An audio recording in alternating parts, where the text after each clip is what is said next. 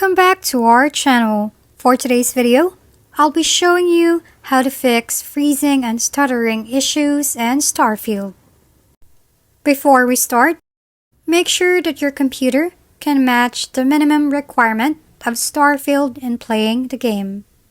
Now let's start by verifying the integrity of the Starfield files, which it will check for any missing or damaged files, then repair them if necessary.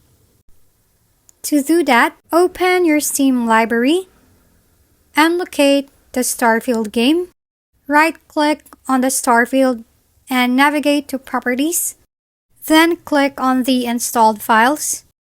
Now, click on the Verify Integrity of Game Files. Wait for it to finish and see if it fixed the issues by relaunching the game. For the next method, simply update your graphics drivers, then adjust the graphics settings of the game. Make an adjustment on the graphics by lowering it or choosing what is recommended that matches your computer.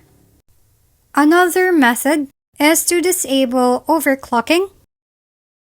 If you overclock your GPU or CPU, consider disabling these overclocks because sometimes it results to instability, which causing low performance in games. The last method I can share is to check for any updates of the game.